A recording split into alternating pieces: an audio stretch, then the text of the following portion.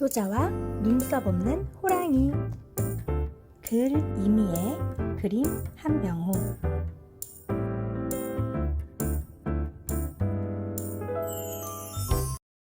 옛날도 아주 먼 옛날이었대.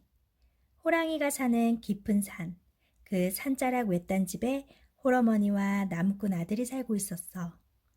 아들은 산에서 나무를 베어 장에 내다 팔았대.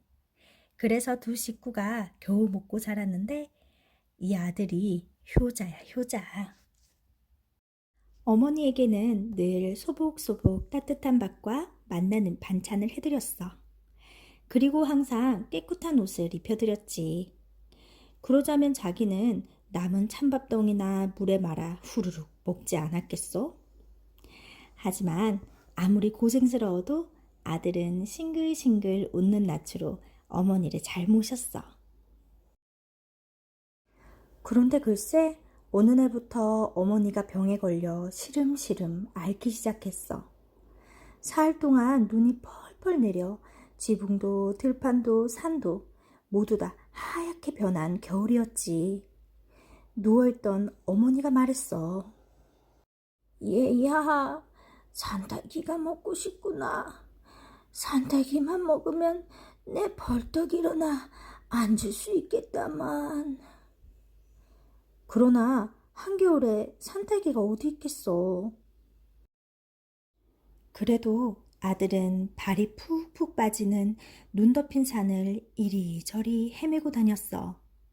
기어이 산딸기를 찾으려고 말이야. 눈발이 얼굴을 마구 때렸지. 발도 손도 꽁꽁 얼었어. 마침내 더 이상 걷지도 못하게 되었을 때야. 갑자기 눈앞에 꽃이 가득 핀 작은 밭이 나타났어. 이상하게 그 꽃밭 뒤로는 눈도 내리지 않았지. 마치 따뜻한 봄날인 듯 그 자리만 말이야. 그 신비한 꽃밭 한가운데 빨간 산딸기가 탐스럽게 열려있지 뭐야. 아들은 산딸기를 정성스럽게 따서 조심조심 집으로 돌아왔어. 어머니는 너무 기뻐했지. 아유, 이 겨울에 산딸기를 정말로 구해오다니 고맙구나. 하지만 어머니의 병은 갈수록 깊어졌지. 아들은 용하다는 의원을 모셔왔어. 찬찬히 어머니를 살펴본 의원이 고개를 가로저었어. 에휴, 자네 어머니의 병은 살아있는 호랑이의 눈썹을 다려 먹어야만 낫는 그 희귀한 병이라네. 호랑이 눈썹을 대체 무슨 수로 구하겠나? 아들은 보찜을 싸서 둘러매고 산으로 들어갔어.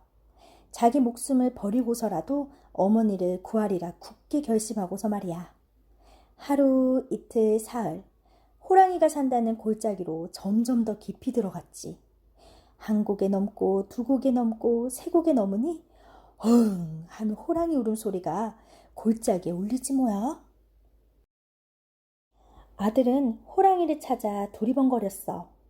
그 순간 호랑이 한 마리가 눈을 부릅뜨고 달려드는데 눈에서는 불길이 이글대는 것 같았지. 어지간한 사람이면 기절을 했을 거야. 그런데 아들은 겁을 내기는커녕 반가운 듯이 호랑이님! 호랑이님! 만나고 싶었습니다! 하고 소리치는 게 아니겠어? 뭐 이런 놈이 다 있나?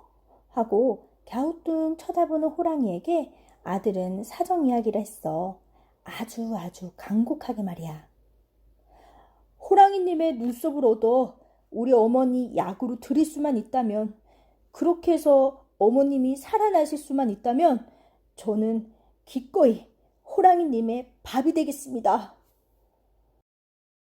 아들은 엎드려서 빌었어. 아주 정중하게 말이야.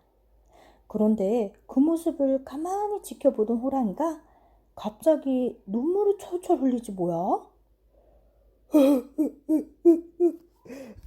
너를 보니 병들어 돌아가신 우리 어머니가 생각나는구나. 내가 너처럼 효자였다면 어머니를 살릴 수 있었을 텐데.